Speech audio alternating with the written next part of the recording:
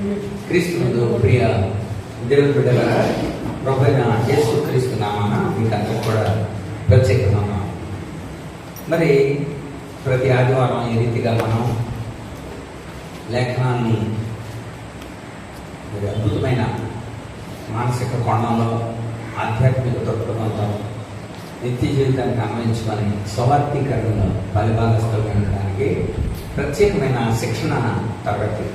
ఈ ప్రత్యేకమైన తరగతి మనం ప్రతిదినం ధ్యానం చేసుకునే అంశాలు కాదు. అంచేత మానసికమైన కోణంలో మనము ధ్యానం చేస్తాం. ప్రస్తుతం మనం సాంఘిక ప్రజ్ఞలో ఉన్నాం. సాంఘిక ప్రజ్ఞ. సో సాంఘిక ప్రజ్ఞ, సోషల్ ఇంటెలిజెన్స్. సామాజికంగా మనం ఎలాంటి జ్ఞానాన్ని మనం కలిగి ఉండాలి అంటే, సమాజంతో మనం మాట్లాడేటప్పుడు, సమాజం దగ్గరికి వెళ్ళినప్పుడు, ఆ సమూహంతో మనం మాట్లాడేటప్పుడు, సభ వెళ్తే సభ యొక్క కట్టుబాట్లు, పద్ధతులు, విధానాలు అవన్నీ తెలుసుకొని ఎలాగా వాళ్ళతో మాట్లాడాలి. లేకపోతే ఏజెన్సీ వెళ్తే ఏజెన్సీలో వాళ్ళతో ఎలా మాట్లాడాలి, అక్కడ ఉన్న జ్ఞానులతో ఎలా మాట్లాడాలి, ఇవన్నీ కూడా సాంఘిక ప్రజ్ఞని తెలియజేస్తుంది. కనుక మరి లూకా గారు, డాక్టర్ గారు అపోస్తుల కార్యాల్లో సాంఘిక ప్రజ్ఞ లేక కనెక్షన్ థియరీ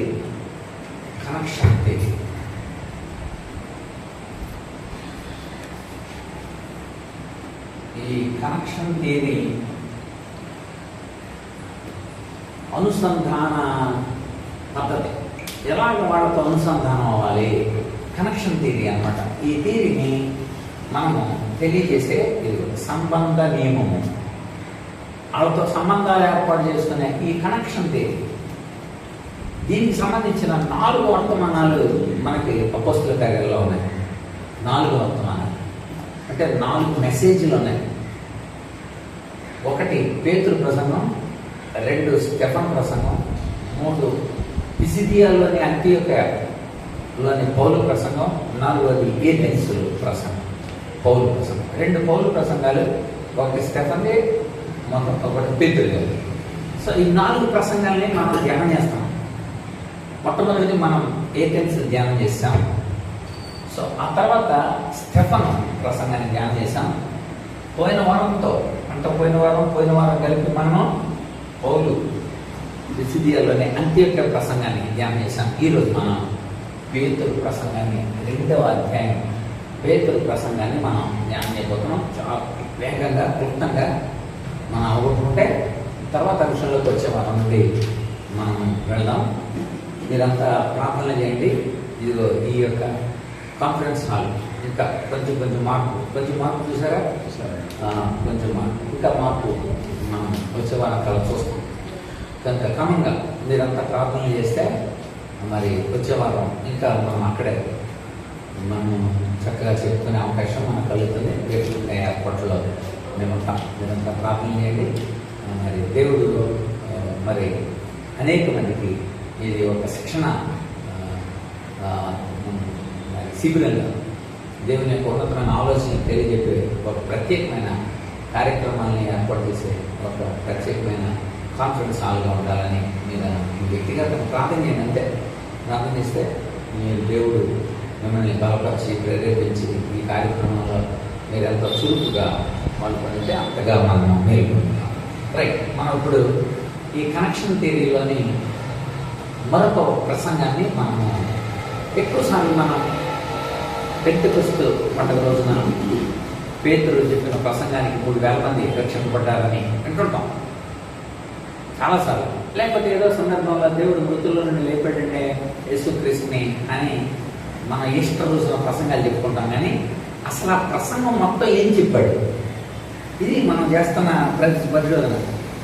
ఏథెన్స్లో పౌలు ఏ ప్రసంగం చెప్పాడు, ఏ అంశాలు చెప్పాడు, ఏ పద్ధతిలో చెప్పాడు, అక్కడ మనుషులు ఎలాంటి వాడు, అక్కడ సందర్భం ఏంటి, ఇవన్నీ మనం చూడాలి. పేతురు కూడా ప్రసంగం చేసేటప్పుడు అక్కడ సందర్భం ఏంటి, అక్కడ పరిస్థితి ఏంటి, అక్కడ ఏ అంశాల గురించి చెప్పాడు, ఏ పద్ధతిలో చెప్పాడు, ఏ విషయాన్ని వాళ్ళకి చెప్పాల్సి వచ్చింది, ఈ విషయాలన్నింటినీ కూడా మనం చాలా క్లుప్తంగా వేగంగా చూద్దాం. పేతురు రాసిన మొదటి పేతురు అపోస్తుల కార్యాలు 2వ అధ్యాయం ప్రసంగం 14 నుండి 36 వరకు ఉంది. అయితే ముందు దాని యొక్క సందర్భాన్ని గురించి మనము ధ్యానం చేయాలి. అసలు ఏంటి సందర్భం? సందర్భం ఏంటంటే పెంతెకొస్తు అనే ఒక పండగ వచ్చింది. పెంతెకొస్తు పండగ.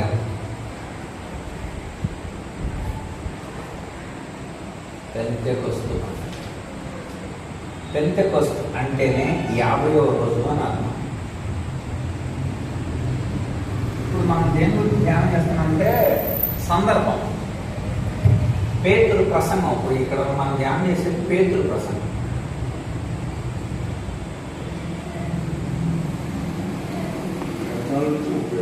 పేతురు ప్రసంగం 14-36. సో అపోస్తుల కార్యాలు 2వ అధ్యాయం 14-36 పేతురు ప్రసంగం. ఇప్పుడు మనం ధ్యానం చేసేది ఏంటంటే సందర్భం ఏంటి. ముందు సందర్భాన్ని ధ్యానం చేయాలి, తర్వాత పద్ధతి ధ్యానం చేయాలి, తర్వాత ప్రసంగాన్ని ధ్యానం. సో అసలు ఏంటి సందర్భం అంటే అది పెంతెకొస్తు రోజు. పెంతెకొస్తు అంటే ఏంటి? 50వ రోజు అని అంటాం. ఈ పెంతెకొస్తు పండగ ఎప్పుడు చేస్తారంటే ప్రథమ ఫలముల పండగ. ప్రథమ ఫలముల పండగ జరిగాక 50వ రోజు చేస్తారు.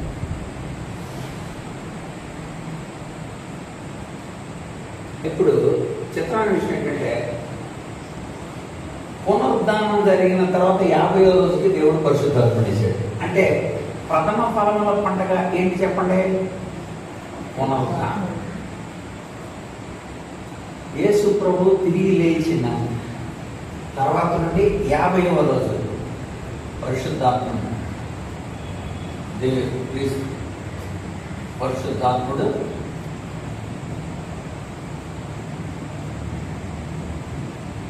ఈ లోకానికి పంపబడ్డాడు. ఇక్కడ గమనిస్తే పునరుద్ధానం ఎవరిదే? యేసుక్రీస్తు. ప్రథమ ఫలంగా ఆయన ఉన్నాడని అర్థం. ఇప్పుడు మీకు అర్థమైందా? యేసు ప్రభువే ప్రథమ ఫలంగా ఉన్నాడు.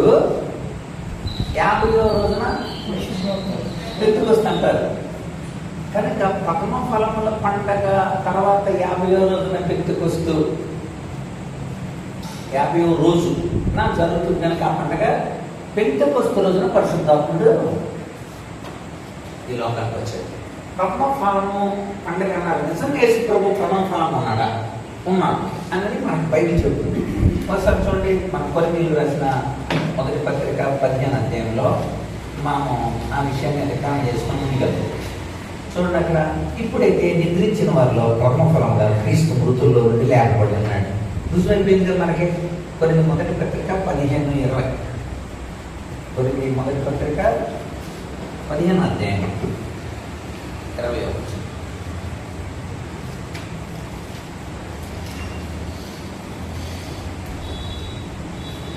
సో క్రీస్తు ప్రథమ ఫలముగా క్రీస్తు ఉన్నాడని అర్థం. ఇప్పుడు ప్రథమ ఫలములు పండగ వాళ్ళు జరుపుతారు. ప్రథమ ఫలం ఎవరన్నమాట? క్రీస్తు. Very good. క్రీస్తు ప్రథమ ఫలం క్రీస్తు అన్నాడు. అది పునరుద్ధానం, చనిపోయిన రోజు, అది తిరిగి లేచిన రోజు. సో తిరిగి లేచిన రోజు దగ్గర నుండి 50వ రోజు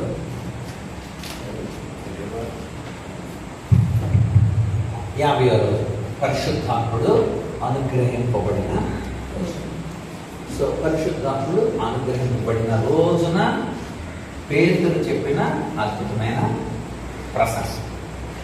ఇది గమనిస్తే అక్కడ ఏం రాయబడిందంటే, అక్కడ చూడండి ఒకసారి అపోస్తుల కార్యాల గ్రంథం 2వ అధ్యాయం ఒకసారి చూడండి. చదవండి. పెంతెకొస్తు పండుగ అందరూ ఒక చోట కూడుకున్నారు. వేగంగా వీచే బలమైన గాలి, పరిశుద్ధాత్ముని యొక్క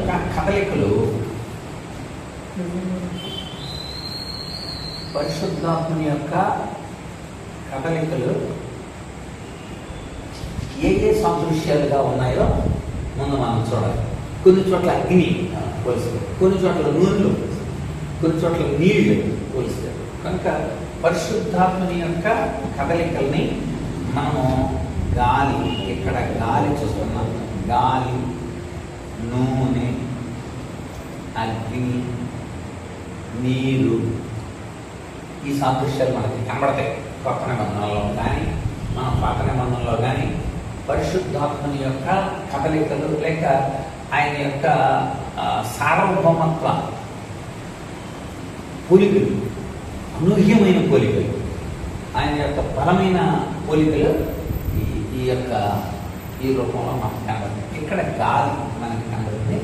గాలి రూపంలో ఏం జరిగిందో చూడండి. ఆకాశం నుండి గాలి వంటి ఒక ధ్వని ఆకాశమాత్తుగా వారు కూర్చున్న ఇల్లంతే నిండెను, అగ్ని జ్వాలల వంటి మళ్ళీ కనబడుతుంది సరే, అగ్ని జ్వాలల వంటి నాలుకలు విభజింపబడి వారికి కనబడి వారిలో ఒక్కొక్కరి మీద రాగా అనే పదాన్ని మనం చూస్తాం. ఇక్కడ మీరు గమనించవలసిన విషయం ఏంటంటే వాళ్ళంతా ఆత్మ చేత నింపబడ్డారు, అగ్ని చేత నింపబడ్డారు. దాన్ని ఏమన్నాడు? పరిశుద్ధాత్మ బాప్తిస్మం.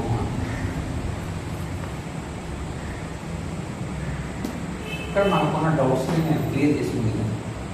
పరిశుద్ధాత్మ బాప్తిస్మం. బాప్తిస్మం అంటే అర్థం ఏంటంటే ముంచుట అని అర్థం.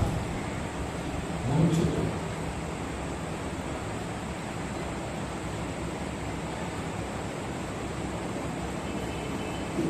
బాప్తిస్మం అంటేనే బ్యాప్టైజో అంటే ముంచుట అని అర్థం ఇస్తుంది. సో ఇక్కడ మీరు మత్తయి సువార్త 3వ అధ్యాయం 11వ వచనాన్ని ఒకసారి చదివితే, అలాగే లూకా సువార్త 3వ అధ్యాయం 16వ వచనం చదివితే చూడండి, ఈ పదాలు కనబడతాయి. 3వ అధ్యాయం 11వ వచనం చూడండి. 11వ వచనం, మారు మనసు నిమిత్తం నేను నీళ్లలో మీకు బాప్తిస్మం ఇస్తున్నాను, నా వెనుక వచ్చుచున్నవాడు నాకంటే శక్తిమంతుడు, ఆయన చెప్పులు మోయటకి నేను పాత్రుని కాను, ఆయన పరిశుద్ధాత్మలోను లేక పరిశుద్ధాత్మతోను అని ఉంటుంది చూడండి. అక్కడ రెండని అంకేసి పరిశుద్ధాత్మతోను అగ్నితోను బాప్తిస్మం. జాగ్రత్తగా గమనించాలి. యేసుక్రీస్తు పరిశుద్ధాత్మతోను అగ్నితోను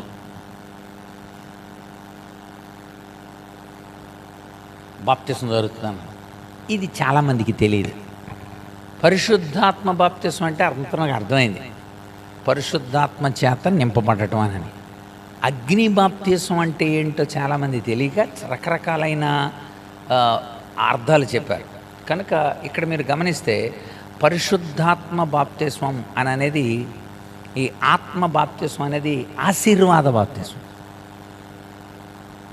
అగ్ని బాప్తిస్మం అనేది శాప సంబంధించిన బాప్తిస్మం, పరిశుద్ధాత్మ బాప్తిస్మం అనేది విశ్వాసుల కోసం, అగ్ని బాప్తిస్మం అనేది అవిశ్వాసుల కోసం. ఇది తేడా తెలుసు. పరిశుద్ధాత్మ ఇదంతా బాప్తిస్మాన్ని గురించి చెప్తున్నాడు. అంటే ఆయన 2 రకాలైన బాప్తిసాలు ఇస్తాడు.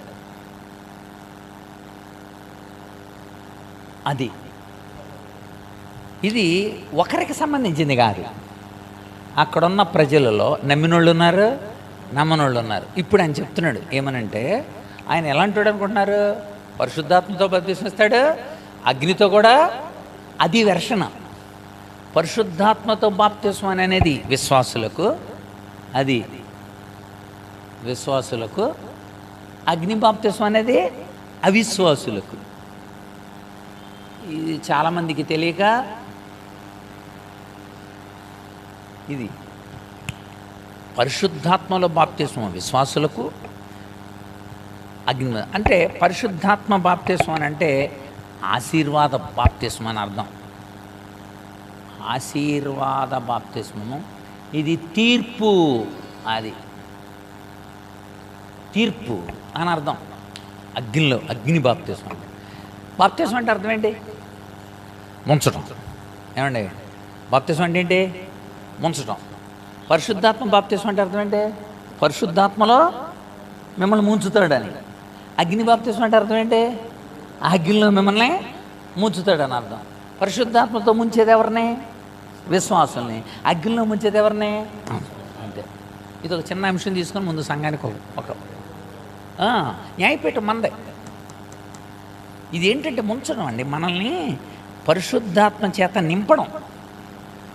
అంటే ఇక్కడ మీకు ఒక మంచి విషయాన్ని చెప్పాలి. అదేంటంటే పూర్వకాలం పరిశుద్ధాత్ముడు వాళ్ళకి ఆ టైంని బట్టి పనిచేసి వెళ్ళిపోయేవాడు. అర్థమవుతుందండి? కొత్త నిబంధనకు వచ్చిన తర్వాత యేసుక్రీస్తు ఏం చెప్పాడంటే, పరిశుద్ధాత్ముడిని పంపుతాను, ఆయన మీలో నివసిస్తాడు అని చెప్పాడు. అది తేడా. ఆ తేడా కూడా మనం రాసుకోవాలి. ఆ తేడాను కూడా మనం రాసుకుంటే ఒకసారి చూద్దాం. యోహాను సువార్త 14వ అధ్యాయం. యోహాను సువార్త 14వ అధ్యాయం. ఇప్పుడు పరిశుద్ధాత్మతో బాప్తిసం పొందిన వారందరూ కూడుకొని సంఘంగా ఉంటారు. తీర్పు బాప్తిసం పొందిన వాళ్ళందరూ నాశనం చెందుతారు.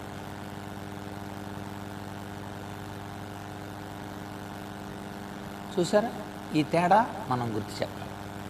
కనుక మనం ఇక్కడ తెలుసుకోవాల్సిన ఏంటంటే, నమ్మిన ప్రజలు, నమ్మని ప్రజలు ఉన్నారు. ఇప్పుడు మార్క్స్ వార్త ఒకసారి రండి. మార్క్స్ వార్తలో మనం వెళదాం ముందుకి, పరిశుద్ధాత్మని అనుగ్రహించిన తీరుని. మార్క్స్ వార్తలో 16వ అధ్యాయంలో మీరు సర్వలోకానికి వెళ్ళి సర్వ సృష్టికి స్వార్థను ప్రకటించండి. నమ్మిన వాని నమ్మి బాప్తిస్మం అని అన్నాడు అక్కడ. అంటే నమ్మడం వలన, బాప్తిస్మము పొందడం వలన వాడు ఆత్మపూర్ణుడిగా, ఆత్మలో పరిశుద్ధత ద్వారా నడిపింపబడి స్థితి పొందుతాడు. ఇక్కడ కూడా మనం చూద్దాం. అపోస్తలుగా 2:38 చూసుకోండి. ఇక్కడేమనుంది? మారు మనసు పొంది పాపక్షమాపణ నిమిత్తం ప్రతివాడు యేసుక్రీస్తు నామంలో బాప్తిసం పొందండి, అప్పుడు మీరు పరిశుద్ధాత్మ అను వరాన్ని పొందుతారు. కనుక ఇక్కడ తేడా తెలియాలి మనకి. పరిశుద్ధాత్ముడు ఇంత క్రితం వచ్చి వెళ్ళేవాడు. ఆత్మతో నింపబడిన వాడై సౌలు ప్రవచించాను. ఆత్మతో నింపబడిన వాడై మళ్ళీ ఆత్మతో నింపబడిన వాడే సంసోను. ఆత్మతో నింపబడిన వాడే దావీదు. ఇలా కనబడుతుంటుంది మనకు కదా. ఇక్కడ అలా కాదు. పరిశుద్ధాత్ముడు మనలో పర్మనెంట్గా ఉంటాడు. అది పెంతెకొస్తు రోజు నుండి జరిగింది. అది పరిశుద్ధాత్ముడు పర్మనెంట్గా మనలో ఉండటానికి వచ్చాడు. మళ్ళీ వెళ్ళిపోడు. ఆత్మ రమ్ము అనే పాటలు మనం పాడకూడదు. ఆత్మ రమ్ము కాదు, ఆల్రెడీ పరిశుద్ధాత్ముడు నీలో ఉన్నాడు. కార్యాన్ని జరిగించడానికి ఆయన ఎప్పుడు సిద్ధంగానే ఉంటాడు. మనలో ఉన్నాడంతే. మనలో ఉండి ఆ విషయం మనం ఇప్పుడు చూద్దాం. అంటే పరిశుద్ధాత్ముడు పెంతెకొస్తు నాడు అనుగ్రహింపబడ్డాడు. ఎందుకంటే మనలో ఉండడానికి. యోహాను సువార్త ఇందాక చెప్పాను కదా, 14వ అధ్యాయం 17వ వచనం చదువుదాం. ఇప్పుడు మనం దానికి సంబంధించిన విషయాలు చూద్దాం. చూడండి ఒకసారి. యోహాను సువార్త 14:17 ఏమనుంది అక్కడ? చదవండి. ఆయన చూడదు, పొందనేరదు. ఆయనని ఎరుగుదురు, ఆయన మీతో నివసించును, మీలో ఉండును. ఇక్కడ 2 పదాలు వాడాడు. మీతో, మీలో. అంటే అర్థం ఏంటి? మీ మధ్యన ఉంటాడు, మీతో ఉంటాడు. కనుక మీరు మా మధ్యకు రావా అనకూడదు. ఆల్రెడీ మీరేం చేస్తున్నారు? మీరు 2 లేక 3 కూడుకొని ఉంటే మీ మధ్యలోకి పరిశుద్ధాత్ముడు ఉంటాడు. అంతే. మీతో ఉంటాడు, మీలో ఉంటాడు. కనుక ఇక్కడ మనం తెలుసుకోవాల్సింది ఏంటంటే, ఇది మీరు తెలుసు, న్యూమటాలజీ అంటారండి దీన్ని. న్యూమటాలజీ అంటే అర్థం ఏంటి? పరిశుద్ధాత్మ శాస్త్రం. అది గుర్తుపెట్టు. న్యూమటాలజీ అంటే పరిశుద్ధాత్మ శాస్త్రం. సో పరిశుద్ధాత్మ శాస్త్రాన్ని మనం మనం పరిశీలన చేసినప్పుడు పరిశుద్ధాత్ముడు మీతో ఉంటాడు, మీలో ఉంటాడు అని చెప్పాడు. ఒకసారి ఒక వచనాన్ని మీకు పాత నిబంధనకి తేడా చెప్పాలి. ఇక్కడ పాత నిబంధనలో దావీదు తప్పు చేసి నాయనా నన్ను నీ ఆత్మను నా యొద్ద నుండి తీసేయకు నాయనా అంటాడు కదా. 51వ కీర్తన 11వ చరణం. తప్పు చేసిన తర్వాత నీ ఆత్మను నా యొద్ద నుండి తీసుకంటే తీసివేయబడి స్థితి ఉండేది ఆ రోజుల్లో. ఆత్మ సౌలును విడిచి వెళ్ళిపోయాను, ఆత్మ సంసోనును విడిచి వెళ్ళిపోయాను. బలమైన ఆత్మ అతని మీదికి రాగా ఇలాగ వచ్చి వెళ్ళడం ఉంటుంది. కానీ కొత్త నిబంధనలో పరిశుద్ధాత్ముడు వచ్చి వెళ్ళటానికి కాదు, పర్మనెంట్గా మనతో ఉండడానికి ఆయన ఈ లోకానికి వచ్చాడు. పెంతెకొస్తు నుండి పరిశుద్ధాత్ముడు మన మధ్య నివసిస్తున్నాడు, మనలో నివసిస్తున్నాడు. 16 వచ్చిన 5 కూడా చదవండి ఒకసారి. 16 అధ్యాయం 14, 16 అక్కడే ఆ 5 వచ్చిన వేడుకొందును అది అది అది మీరు అది చూసారా. 14, 16లో ఎల్లప్పుడూ మీతో ఉండడానికి అది అది 16 వచనం చూడండి అక్కడ ఖచ్చితంగా అదే 16 నోట్ చేయండి. మీ యొద్ద ఎల్లప్పుడూ ఉండడానికి ఎవరిని పంపుతున్నాను? సత్యస్వరూపియగు ఆత్మను నేను పంపుతున్నాను. ఆదరణకర్త కింద అక్కడ పక్కనే ఉంటుంది. సత్యస్వరూపియగు ఆత్మ నుందా పదం అక్కడే ఉంటుందండి. అనగా ఆదరణకర్త అనగా సత్యస్వరూపియగు ఆత్మని నేను పంపుతున్నా. కనుక పరిశుద్ధాత్ముడు మీలో ఉంటాడు, మీతో ఉంటాడు. ఈ పాయింట్లు ఏంటి? ఎల్లప్పుడూ ఉంటాడు. అది అది అది తెలుసుకోవాలి. ఎల్లప్పుడూ ఉంటాడు, మీతో ఉంటాడు, మీలో ఉంటాడు, ఎల్లప్పుడూ ఉంటాడు. ఇది ప్రాసెస్. అందుకు వచ్చేసాడు పరిశుద్ధాత్ముడు, వచ్చేసాడు మనకి. అయితే ఈ పరిశుద్ధాత్ముడు మనలోకి వచ్చిన తర్వాత ఆయనకి మీరిచ్చే స్థానాన్ని బట్టి ఆయన మనకు పూర్ణత్వాన్ని ఇస్తాడు. అందుకని మనకి ఎఫెసీ పత్రికలో ఏముంటుంది? ఆత్మ పూర్ణులై ఉండండి అంటాడు. ఆత్మ పూర్ణులై ఉండటం ఏంటి? ఆత్మకి మనం సంపూర్ణంగా మన ఇల్లంతటినీ అప్పగించేయటం. చదవండి అన్నమాట. ఎఫెసీలు రాసిన పత్రిక, ఎఫెసీ పత్రిక 5వ అధ్యాయం 18వ వచనం కదా. ఎఫెసీ 5:18 మద్యముతో మత్తులై ఉండకండి, దుర్వ్యాపారం కలదు, ఆత్మ పూర్ణులై ఉండండి అన్నాడు. ఏంటండి ఆత్మ? ఏంటి తేడా ఇప్పుడు చెప్పండి మీరు.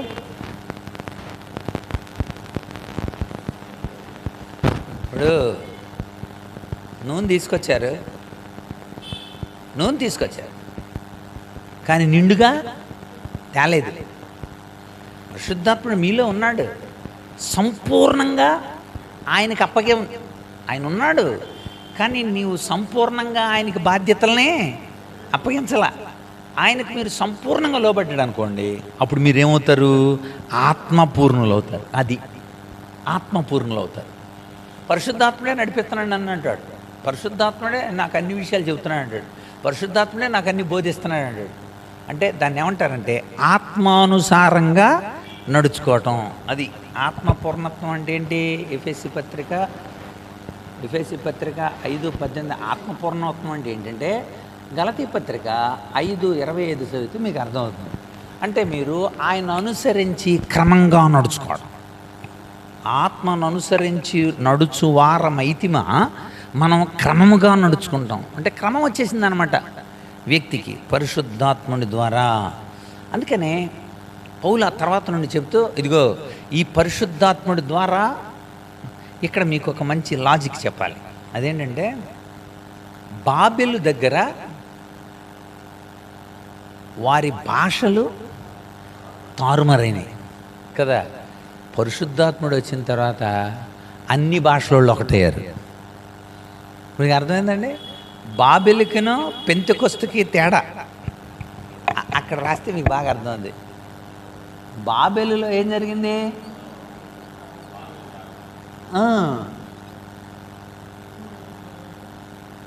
బాబెల్కి పెంతుకొస్తుకి తేడా ఏంటి? బాబెల్లో అది భాషలు తారుమారైనవి. పెంతుకొస్తు రోజున అన్ని భాషల వాళ్ళు ఒకటయ్యారు.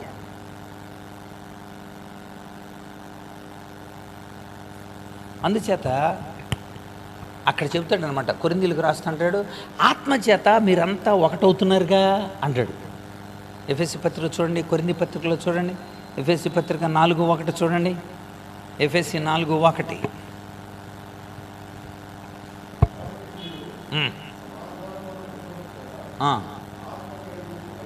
చూసారా, ఆత్మ ఏం కలిగిస్తుందండి? సమాధానం కోసం ఆత్మ ఏం కలిగిస్తున్నాడు? ఐక్యత. ఇప్పుడు పరిశుద్ధాత్ముడు మనల్ని అందరిని ఐక్యత కోసం పంపించాడు రా. ఇది పేతురు చెప్పాలనుకుంటుంది. రకరకాలైన దేశాల నుండి వచ్చారండి అక్కడికి, అన్ని ప్రాంతాల నుండి వచ్చారంతా, రకరకాలైన భాషలు మాట్లాడుకుంటున్నారు వాళ్ళంతా. పేతురు ప్రసంగం చేస్తుంటే వాళ్ళందరికీ అర్థమైపోతుంది. అది దేవుడు ఆత్మ ద్వారా పలికించిన భాష, అందరికి అర్థమైపోతుంది. వాళ్ళు మతిపోయింది, అదేంట్రా మన భాష పేతురికి ఎలా వచ్చిరా, మనతో ఎలా ఎలా మాట్లాడుతున్నాడు పేతురు అలాగా? ఓని మాట్లాడాడు ఒకే సమయంలో. ట్రాన్స్లేషన్ మన మండపేటలో మీటింగ్స్ పెట్టారు. నా ప్రసంగాన్ని హిందీలో ఒరియాలో ట్రాన్స్లేట్ చేయించారు ఆయన. ఒరియా వాళ్ళందరూ ఒక టెంట్లో ఉన్నారు, అలాగే హిందీ వాళ్ళందరూ ఒక చోట ఉన్నారు. ఇన్సిడెంట్ గారు ఏం చేశారు, నాది వీళ్ళ ఇయర్ ఫోన్స్కి వెళ్తుంది, వాళ్ళ భాషలో మాట్లాడుకుంటున్నారు, నాది చెప్తున్నారు ట్రాన్స్లేషన్ చేసి, నేను చెప్పాక చెప్తున్నారు వాళ్ళు. అలా కాకుండా అసలు నేను చెబుతున్నప్పుడే మీకు ఎలా అర్థమవుతుంది అసలు? అది పరిశుద్ధాత్ముడు చేసిన గొప్ప కార్యం, అది ఐక్యతకు నిదర్శనం. అందుకే కొరింథీయులకు రాస్తుంటాడు 12వ అధ్యాయం కూడా చూడండి, 12వ అధ్యాయం 13వ వచనం, కొరింథీ పత్రిక 12:13. అక్కడేమన్నాడు, ఏలయనగా యూదులమైన గ్రీసు దేశస్థులమైన దాసులమైన స్వతంత్రులమైన మనమంతా ఒక్క శరీరంలోనికి ఒక్క ఆత్మయందు బాప్తిసం పొందాం. ఓహో, అంటే మనలందరినీ కూడా ముంచేశాడు ఎవరో? పరిశుద్ధాత్ముడు. అంతే, మనలందరి తన ఆధీనంలో ఉంచేశాడు. యేసుక్రీస్తు ఆత్మలో ముంచేశాడు, మనల్ని ఒకటిగా చేశాడు. కనుక ఇక్కడ మనం తెలుసుకోవాల్సింది ఏంటంటే, కొరింథీ 12:13 ప్రకారం ఒక్క శరీరంగా దేని ద్వారా జరుగుతున్నాయండి? అది పరిశుద్ధాత్మ ద్వారా, పరిశుద్ధాత్మ ద్వారా ఐక్యత, బాప్తిసం, పరిశుద్ధాత్మ బాప్తిసం ద్వారా అండి అందరం, అంటే పరిశుద్ధాత్మలో ముంచబడడం ద్వారా అందరం ఐక్యతమయ్యాం, అందరూ ఒక శరీరం అయ్యాం. ఇంకా కొంచెం ముందుగా చదివితే ఎఫెసీ పత్రికలో, ఎఫెసీ పత్రిక 2వ అధ్యాయం, ఇక తారతమ్యాలన్నీ పోయినాయి. 2వ అధ్యాయం 11వ వచనం, అన్యజనులు మనం, సున్నతి లేని వాళ్ళం మనం, ఇజ్రాయెల్తో పౌరులం కాదు, పరదేశులం కాదు, వాగ్దాన నిబంధనలు లేని వాళ్ళం, పరజనులు, నిరీక్షణ లేని వారం, లోకంలో దేవుడు లేని వాళ్ళం, ఇలాంటి వాళ్ళని అందరినీ 17 నుండి దూరస్తులైన మీకు సమీపస్తులైన వారికి సమాధాన స్వార్థ ప్రకటించి ఆయన ద్వారా మన ఉభయములము ఒక్క ఆత్మయందు తండ్రి సన్నిధికి చేరాం. ఇప్పుడు అర్థమైందండి. ఇక్కడేమంటాడంటే, అది ఎన్నో వచనమండి? ఇప్పుడు 18వ వచనం, ఎఫెసీ 2:18.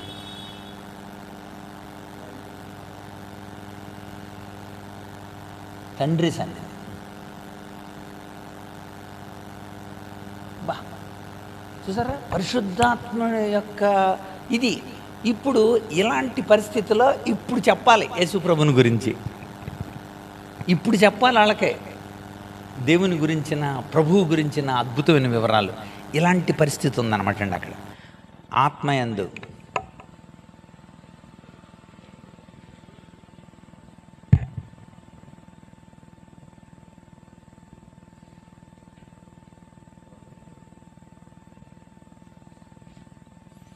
సో ఇప్పుడు మనం తెలుసుకోవాలి కనుక పరిశుద్ధాత్మ బాప్తిస్మం మనల్ని ఒక్క శరీరంగా ఉంచింది. ఎఫెసీ 4:4 కూడా చూస్తే ఇక్కడే మనకు చక్కగా కనబడుతుంది. చూడండి 4:4, శరీరం ఒక్కటే, ఆత్మయు ఒక్కడే, ఆ ప్రకారమే మీ పిలుపు విషయమైన ఒక్కటే నిరీక్షణ ఉన్నట్టుకు పిలువబడితే, ప్రభువు ఒక్కడే, విశ్వాసం ఒక్కటే, బాప్తిసం కూడా అన్నీ ఒకటే. అంటే అర్థం ఏంటనమాట, వన్నెస్ పొందాం మనం. ఎఫెసీ 4:4 ప్రకారం మనం 4:4 ప్రకారం ఒక్క ఆత్మ, ఇంకా అవన్నీ చాలా చెప్పాడు. ఒక్క ఆత్మ, ఒక్క బాప్తిసం, ఒక విశ్వాసం, ఒక నిరీక్షణ, ఒక తండ్రి, అంత ఈ వన్నెస్ మీకు పరిశుద్ధాత్ముడి ద్వారా వచ్చింది. ఎందుకని తెలుసా, అందరి కోసం పరిశుద్ధాత్మని దేవుడు ఏర్పాటు చేశాడు. ఇదండి అక్కడున్న పరిస్థితి. ఒక్క ఆత్మలో తండ్రి సన్నిధానానికి మనం చేరిన వాళ్ళము అయ్యాము. కనుక ఇప్పుడు మనం చదివితే పేతురు దేవుని చేత బోధించడం మొదలుపెట్టాడు. ఇప్పుడు ఇది అక్కడున్న పరిస్థితి. పరిశుద్ధాత్మ కార్యం అక్కడ జరిగింది. పరిశుద్ధాత్ముడు కుమ్మరింపబడ్డాడు. ఇక్కడ ఇంకొక విషయాన్ని మనము పేతురు గురించి మనం చూడాలి. అదేంటంటే మత్తయి సువార్త 16వ అధ్యాయంలో యేసుప్రభు అన్నాడు, 16వ అధ్యాయం 19వ వచనంలో, అసలు కైసరేలోనే ఫిలిప్పీ దగ్గరకు వచ్చినప్పుడు మరి యేసుప్రభు పేతురుతో అన్నాడు, పేతురు పరలోక రాజ్యపు తాళపు చెవులు నీకు ఇస్తున్నాను అన్నాడు. ఎప్పుడన్నా ఆలోచించారా ఈ మాట గురించి? చాలాసార్లు అనుకున్నాం కానీ దాని గురించి డిస్కస్ చేయలేదు. చాలామంది అంటే పరలోక రాజ్యపు తాళపు చెవులు ఎవరి దగ్గర ఉన్నాయి? పేతురు దగ్గర ఉన్నాయి అని అనుకున్నాం. పరలోక రాజ్యపు తాళపు చెవులు పేతురు దగ్గర ఉండటం ఏంటండి? పరిశుద్ధాత్ముడి ద్వారా సంఘం ఇప్పుడు స్థాపింపబడతా ఉంది. ఆ సంఘం స్థాపించబడడానికి దేవుడు తన దాసుల్ని ఎలా వాడుకుంటాడో ఇప్పుడు తెలిసింది. యూదుల దగ్గర తాళం తీశాడు పేతురు మొట్టమొదటిగా, అది 2వ అధ్యాయంలో. 10వ అధ్యాయంలో అన్యుల దగ్గర తాళం తీశాడు పేతురు. అంటే ఇప్పుడు మీరు అక్కడ నోట్ చేసుకోవాల్సిన విషయం అది. మత్తయి సువార్త 16:19 దాన్ని మీరు ఒకసారి కాన్సన్ట్రేషన్ చేస్తే చదవండి. మత్తయి సువార్త రాజ్యం యొక్క తాళం చేతులు. ఇప్పుడు రాజ్యం యొక్క తాళం చేతుల్ని నేను ఇస్తున్నాను అంటే ఇప్పుడు ఇక్కడ కూడా మొట్టమొదట కీ తీసాడనమాట. పేతురు ద్వారా దేవుడు మంచి అవగాహన కలిగించాడు. పరిశుద్ధాత్మని యొక్క రాజ్య కార్యక్రమం పేతురు అక్కడ సాక్ష్యం ఇవ్వగలిగాడు. అది తాళం అంటే. పేతురు యూదులతో మాట్లాడాడు. అక్కడ ఉన్న వాళ్ళందరూ ఎవరండి? యూదులు. అంటే తాళం ఫస్ట్ ఎక్కడి నుండి తీయబడింది? యూదులు. అక్కడ నోట్ చేయండి. యూదు అంటే 2వ అధ్యాయంలో యూదుల దగ్గర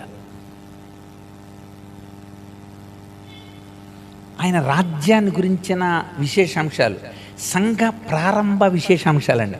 సంఘం ఎక్కడి నుండి తయారైంది చెప్పండి. అప్పుడు సంఘం ఎక్కడి నుండి తయారు చేయబడింది? ఎప్పటి నుండి సంఘం తయారు చేయబడింది? పెంతెకొస్తు నుండి. అది గుర్తుపెట్టుకోవాలి ముందు. పెంతెకొస్తు నుండి సంఘం స్థాపింపబడింది. అది గుర్తుంచుకుంటే దానికి అలా నాంది పలికినాడు ఎవరో? పేతురుతో. 10వ అధ్యాయంలో 10వ అధ్యాయంలో అన్యుల దగ్గర, అది యూదుల దగ్గర, అన్యుల దగ్గర. సో దేవుడు అలాగ పేతురుని అన్యజనులకు తెరిచాడు, ఇక్కడ యూదులకి దేవుడు తెరిచాడు. రైట్. ఇప్పుడు మనం ఆ రోజు సందర్భం మనకు తెలిసింది. ఇప్పుడు మనం సందేశంలోకి వెళ్దాం. సందర్భం తెలిసింది. అది ఏ రోజు? పెంతెకొస్తు రోజు, 50వ రోజు. 50వ రోజు అంటే ఆ ప్రథమ ఫలాల నుండి 50వ రోజు. వెనక్కి వెళ్తే కరెక్ట్గా ఆయన మరణించి తిరిగి లేచిన రోజు అది. అంటే ప్రథమ ఫలం ఎవరన్నమాట? క్రీస్తుగా. చాలా రుజువు అవుతుంది ఇవన్నీ. కరెక్ట్గా 50వ రోజుకి దేవుడు పంపించడం. కనుక పెంతెకొస్తు అంటేనే 50వ రోజు కనుక పరిశుద్ధాత్ముడిని పంపించాడు. సో ఆయన చెప్పినట్టుగా పరిశుద్ధాత్ముడిని పంపిస్తానని చెప్పాడు. మీరు ఎదురు చూడండి, పరిశుద్ధాత్ముడిని పంపిస్తాను అని చెప్పాడు.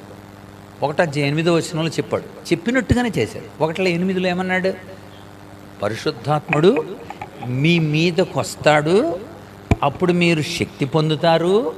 1:8 అప్పుడు మీరు యెరూషలేములోను యోదయ సమరయలోనూ బూదిగంతముల వరకు. అది చెప్పింది. పరిశుద్ధాత్ముడు వస్తాడు, కుమ్మరింపబడతాడు. యెరూషలేములోను 1 నుండి 8 అధ్యాయాలు కరెక్ట్గా యెరూషలేములో యోదయ సమరయ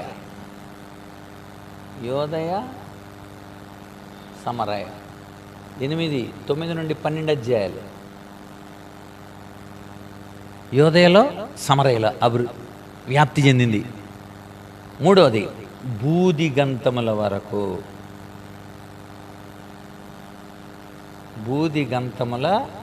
వరకు. చూస్తే 13 నుండి 28 అధ్యాయాలు కరెక్ట్గానే జరిగింది. దేవుడు చెప్పినట్టుగానే జరిగింది. పరిశుద్ధాత్మని నేను పంపించినప్పుడు శక్తి పొందుతారు, యెరూషలేములో మీరు వ్యాప్తి చెందుతారు. కరెక్ట్, యెరూషలేం 8 అధ్యాయాలు యెరూషలేం జరిగింది. ఎప్పుడు చెప్పాడు? ముందే చెప్పాడు, మీరు ఎదురు చూస్తే పరిశుద్ధాత్మని ఇస్తాను. కనుక ఇప్పుడు యెరూషలేములో వ్యాప్తి చెందాలి. అందుకోసం దేవుడు తన బిడ్డల్ని వాడుకున్నాడు. పేతురుని అక్కడ వాడుకున్నాడు. పేతురు చెప్పిన ప్రసంగంలో 3 ప్రధానమైన భాగాలు ఉన్నాయి. 3 ప్రధానమైన భాగాలు ఇక్కడ వరకు మనకు అర్థమైంది కదండి. సందర్భం తెలిసింది. ఇదంతా ఏంటి చెప్పండి? సందర్భం ఇది. ఇప్పుడు మనం పద్ధతిలోకి వెళ్ళాలి.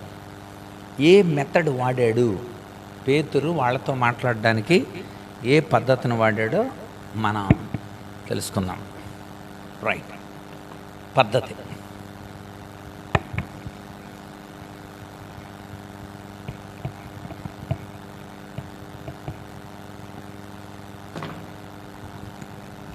ఒకటి సందర్భం, రెండవది పద్ధతి. మెథడ్. అక్కడ ఒక మాట మనం చూద్దాం. 15 వచనం, 14 నుండి మొదలుపెట్టాడు ప్రసంగం. 15 నుండి పేతురు ఏమంటున్నాడో చూడండి. అక్కడ వాళ్ళందరూ కొంతమంది అనుకున్నారంటే వీళ్ళంతా మద్యం తాగుతున్నారని అనుకుంటే పేతురు ఎలా అంటున్నాడు? పేతురు ఆ పతం దగ్గర లేచి దగ్గరగా వారితో ఇట్లను, యోదయ మనుషులారా, యెరూషలేములో కాపురమున్న సమస్త జనులారా, ఇది మీకు తెలియను కాక చెవియొగ్గి నా మాటలు వినండి, జాగ్రత్త వినండి. ఏమంటున్నాడు? మీరు ఊహించినట్లు వీరు మత్తులు కారు. అరే ఇందాకే కదండి పొద్దుపడిచింది, పొద్దుపడిచి గంట అవ్వలేదు, అప్పుడే మందు తాగుతారా? వీళ్ళు మద్యం తాగిన వాళ్ళు కాదు. ఎందుకంటే వాళ్ళు ప్రజలు కూడా కొన్నిసార్లు మనము స్పిరిట్తో ఉన్నామా, హోలీ స్పిరిట్తో ఉన్నామా అనేది వాళ్ళు గుర్తించలేకపోవచ్చు. అందుకోసం ముందే చెప్తున్నాడు అనమాట. ఇక్కడ మనం గమనిస్తే సాంఘిక మితి అంటారు దీన్ని. సాంఘిక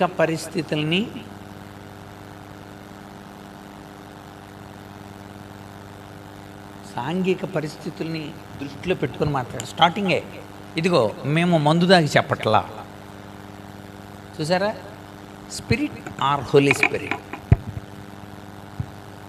స్పిరిట్తో ఉన్నారా అనుకుంటున్నారా? హోలీ స్పిరిట్తో ఉన్నారు.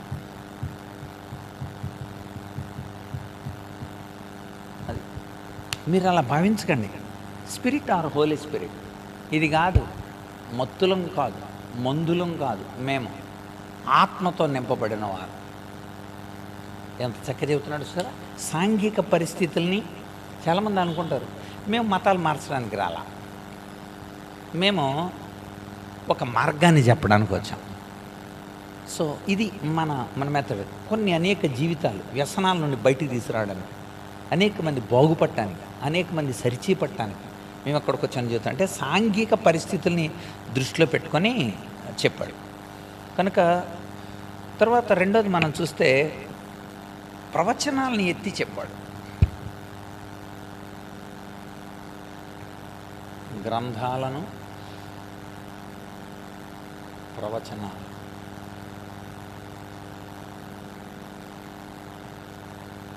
అక్కడ మనకి 17 నుండి 21 వరకు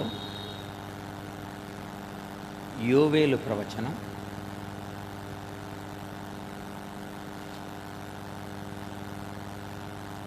25 నుండి 28 వరకు దావీదు ప్రవచనం,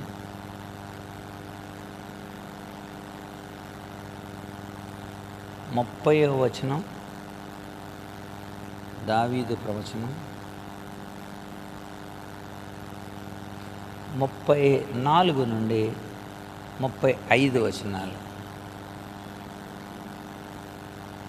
ఇవన్నీ దావీదు ప్రవచనం.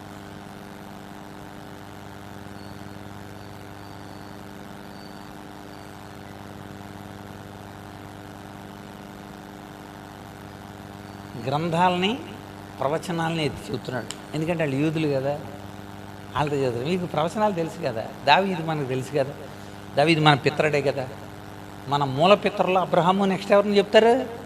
దావీదుని గురించి. అంటే ప్రవచనాలని ఎత్తి చెప్పాడు. అది చాలా అద్భుతంగా వాళ్ళకి నడిచింది. ఇంకా మూడవది అందరితో కలిపి చెప్పాడు. అక్కడ 15వ వచనం ఒకసారి చదవండి. 11 మందితో కూడా లేచి చెప్తున్నాడు. దీన్ని సినర్జీ అంటారు. మీరు ఒక్కడే వెళ్ళిపోయి ఉండకూడదు ఎప్పుడు కూడా. అందరూ కలిసి అందరూ ఉంటారు అక్కడ, ఒకరు లేచి చెప్తారు. అర్థమవుతుందండి మీరు? అది వాడాడు అక్కడ. చూడండి అక్కడేమన్నది 15 పేతురు. అది 11 మందిలో ఒకడిగా లేచి కాదు, 11 మంది లేచి నిలబడ్డారు. వాళ్ళందరూ కూడా ముందుకొచ్చి చెప్తున్నాను అనమాట. ఇదిగో మీకు విషయం చెప్తున్నాను, వీళ్ళందరూ తాగినోళ్ళు కాదు. అందుకని మనం కూడా ఎక్కడికి వెళ్ళినప్పుడు, ఇదిగోండి ఆయన దేవులపల్లి నుండి వచ్చారండి, ఇది ఈయన లక్కవరం నుండి వచ్చాడండి, ఇది ఈయన మరి జొన్నరగూడ నుండి వచ్చాడండి, ఇది ఈయన పొట్లగట్ల నుండి వచ్చాడండి, ఆయన జంగారెడ్డిగూడ నుండి వచ్చాడండి. వీళ్ళందరూ ఎందుకు వచ్చారనుకున్నారు? తాగి రాలేదేళ్ళు. ఇప్పుడు అర్థమైందండి? తనతో ఉన్న వారిని కలిపి, ఓహో అదండి, అది అలా చెప్పాలి ఇప్పుడు కూడా ఎక్కడికైనా చెప్పేటప్పుడు. చాలామంది ఆడిగాడి చెప్పుకుని వెళ్ళిపోతుంటాడు, తనతో పాటు చాలామంది ఉన్నారు చూసారా. అది సినర్జీ. సినర్జీ అంటే అర్థం అంటే సంఘటిత శక్తి. సంఘటిత శక్తి, సంఘటిత శక్తిగా బ్రాకెట్లో 11 మందితో. సరే ఎలాంటి పద్ధతి వాడాడో. మాట్లాడింది ఒక్కడే, కానీ 11 మందితో పాటు అందరినీ పరిచయం చేసి ఇలా చెబుతున్నాడు. వీళ్ళంతా తాగినోళ్ళు కాదు. చాలా చోట్ల వెళ్ళిన చోట వీళ్ళంతా సామాన్యులు అనుకుంటున్నారు ఏంటంటే, ఇదిగో నేను ఈ శాస్త్రం చదివాడు, ఇదిగో ఈయన ఇలా రక్షింపడ్డాడు, ఇది ఈయన ఇలాంటి అన్యుడిగా ధన్యుడాడు అని చెబుతూ ఉంటాం మనమే. అలా చెప్పి ఓహో అంటే ఇక్కడ ఉన్న వాళ్ళందరూ కూడా అలాంటి ఆత్మ ద్వారా నడిపింపబడిన వాళ్ళు మనం వినాలి అనే ఒక అద్భుతమైన ప్రేరణ పుడుతుంది అనమాట. అది అది చివరిది మెథడ్లో. ఈ రెండు మానసికపరమైనవి, ఇది పుస్తకపరమైనది. తర్వాత ధైర్యంగా చెప్పాడండి, ధైర్యంతో చెప్పాడు. అక్కడ మీరు అందరూ చూసారు, మీరే చంపేశారయ్యా, మీరే చంపేశారు అంటాడు. చూడండి అక్కడ 23 అండి. దేవుడు నిశ్చయించిన సంకల్పం ఆయన భవిష్యత్తు జ్ఞానం అనుసరించి అప్పగింపండి. ఈయన మీరు దుష్టుల చేత సిలివేసి చంపేశారు. ధైర్యంగా సువార్త, నిర్మోహమాటంగా. కనుక మొహమాటం లేక ఇక్కడ మెథడాలజీ మీకు కొద్దిగా తెలియాలంటే 1వ తెస్సలోనికై అపోస్తలులు ఎలా బోధించేవాళ్ళు 2వ అధ్యాయం అక్కడ రాసుకోండి, సరిపోదు. విశ్లేషణ మనం వచ్చే వారం తెలుసుకుందాం. చూడండి ఒకసారి తెస్సలోనికై రాయబడిన పత్రిక 2వ అధ్యాయం 2 నుండి. ఫిలిప్పీలో శ్రమపడి ఎంతో పోరాటంతో దేవుని స్వార్థం మీకు బోధించడానికి మన దేవుని యందు ధైర్యం తెచ్చుకొని, చూసారా, ధైర్యం తెచ్చుకుంటామని మేము తెలుసుకుంటామే. ఏలయనగా మా బోధ కపటమైంది, అపవిత్రమైంది, మోసయుక్తమైంది, సువార్తను మాకు అప్పగించిన యోగ్యులమని దేవుని ద్వారా ఎంచబడిన వారమే, మనుషులను సంతోషపెట్టేవారము కాక మన హృదయాలను పరీక్షించి దేవుణ్ణి సంతోషపెట్టేవారమే బోధిస్తున్నాం. ఇచ్చకపు మాటలైనను ధనాపేక్షను కప్పి పుట్టే వేషాలైనను మేము ఎన్నడూ వేసుకోలేదు. అందుకని మీ మీద పెత్తనం చెలాయించడానికి ఘనతను మేము కోరలేదు. సరే, ఎంత అద్భుతమైన ధైర్యము. మరియు తెస్సలోనికైయులకు 2:2 నుండి 2 నుండి మీరు 6వ వచనం, ధైర్యంతో సువార్త చెప్పారు. కనుక ఈ ధైర్యం ఉండాలి. సువార్త ఒక క్రమంగా అంటే కరికులం అంటే ఏంటంటే క్రమమైన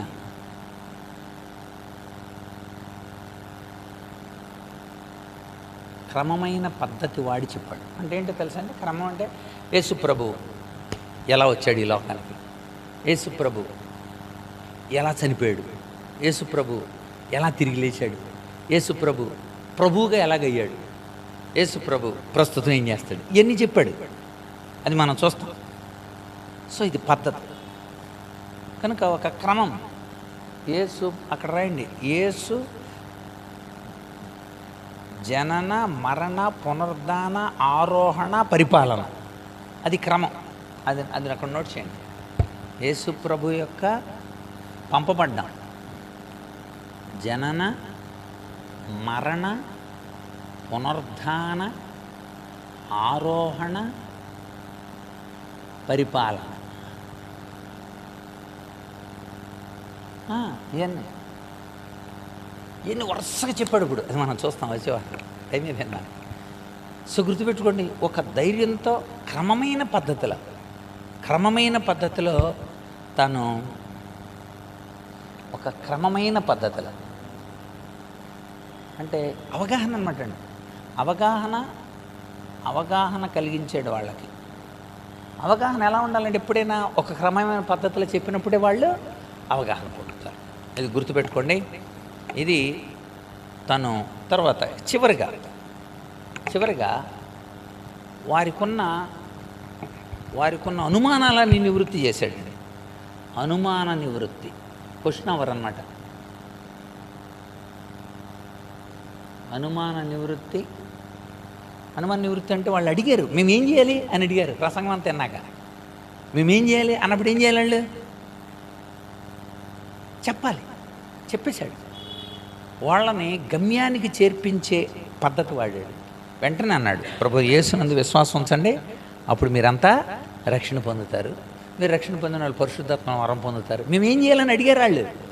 సో ఎప్పుడైతే ఆ ప్రశ్న అడిగారో వాళ్ళందరూ కూడా సరి అయిన లేఖన, అక్కడ పదం రాసుకోవాలి, లేఖన సత్యాన్ని వివరించాడు. This is the method. ఇది మెథడ్.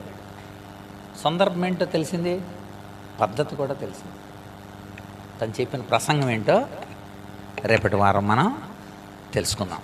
గుర్తుపెట్టుకోండి, సాంఘిక పరిస్థితుల్ని ఎరిగి ప్రసంగం చేశాడు, గ్రంథాలను ప్రవచనాలను ఎరిగి ప్రసంగం చేశాడు, అందరితో కలిసి ప్రసంగం చేశాడు, ధైర్యంగా ప్రసంగం చేశాడు, అవగాహన కలిగేలాగా ప్రసంగం చేశాడు, అనుమానాలు పోయేలాగా. కొంతమంది ప్రసంగాలు చేస్తే అన్ని అనుమానాలు పుడతాయి. ఎక్కువ మంది ఈ మధ్యన అనుమానాలు పుడుతున్నాయి ప్రసంగాలు చేస్తుంటే. కాదు, అనుమానాలు నివృత్తి చేసేయాలి. కనుక మనం వచ్చే వారం చక్కగా అతను చెప్పిన ప్రసంగంలోని, అది 3వ అంశం, అతడి ప్రసంగంలోని 3వ భాగాన్ని, మొట్టమొదటి భాగం ఇక్కడ సందర్భం, 2వది పద్ధతి, 3వది ప్రసంగం. తన ప్రసంగాన్ని మనం రేపు ధ్యానం చేద్దాం. మనం కూడా ఇతరులకి ఈ పద్ధతిలో, పేతురు చెప్పే పద్ధతిలో మనం కూడా ఎక్కడికి వెళ్ళినా, ఏ ప్రాంతానికి వెళ్ళినా, కొత్త ప్రాంతం వెళ్ళాం అనుకోండి, అక్కడ కూడా అక్కడున్న పరిస్థితులను అర్థం చేసుకొని గ్రంథంలో ఏముందో తెలియజెప్పి మనం అందరం కలిసి వెళ్ళి ధైర్యంగా వాళ్ళకి అవగాహన కలిగేలాగా, అనుమానాలు పోయేలాగా మనం వాళ్ళకి ప్రసంగించాలి. అట్టి కృప పరిశుద్ధాత్ముడు మనకు అనుగ్రహించునుగాక. ఆమె. రెండు కిషోర్ గారు చిన్న ప్రార్థన.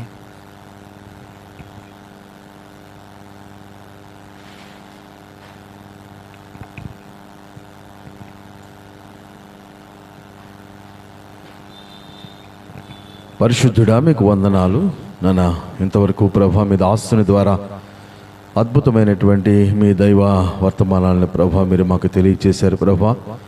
నన్నేసే ప్రభా అపోస్తలుడైన పేతురు ప్రభా వారి యొక్క సేవా పరిచర్యలు ప్రభా జరిగించినటువంటి అనేకమైనటువంటి అద్భుతాలను ప్రభా మీరు మాకు సూటిగా స్పష్టంగా నన్నేసే ప్రభ తేటపరిచిన విధానాన్ని బట్టి మీకు వందనాలు, స్తోత్రాలు. నన్నేసే ప్రభా ఇంతవరకు ప్రభా మీ రెక్కల చోట్న మమ్మల్ని భద్రపరిచారు, మీ కృపాహస్తాలు భద్రపరిచారు. నన్ను విన్న వాక్యాన్ని మా హృదయాల్లో భద్రపరుచుకుని వాక్యానుసారంగా నడుచుకోవడానికి మేము కూడా ప్రభా అనేక ప్రాంతాల్లో ప్రభా తెలియని ప్రజలకు ప్రభా నన్ను చక్కగా ప్రభా వాక్యాన్ని ప్రభా నివృత్తి చేయడానికి ప్రభా మీ కృప చూపించమని మీకే మహిమ ఘనత ప్రభావాలు తెచ్చుకున్నందుకు వందనాలు, స్తోత్రాలు చెల్లించుకుంటూ యేసుక్రీస్తు ప్రభుల వారి ఉన్నత నామములో అడిగి వేడుకుంటున్నాం మా ప్రియ పరలోకపు తండ్రి, ఆమేన్. మన తండ్రి అయిన దేవుని ప్రేమ, కుమారుడైన యేసుక్రీస్తు కృప, పరిశుద్ధాత్మేందుల అన్యోన్య సహవాసం చేరిన మనకును ఈ దినం రాని బిడ్డలకును లోకములు ఆయన కోసం ఎదురు చూస్తూ అనేక మందికి సత్యస్వార్తను ప్రకటించే దృక్పథం కలిగిన ఆయన బిడ్డలందరికీ సదాకాలము తోడేండి నడిపించునుగాక. ఆమేన్, ఆమేన్. అందరికి వందనాలండి. God bless you.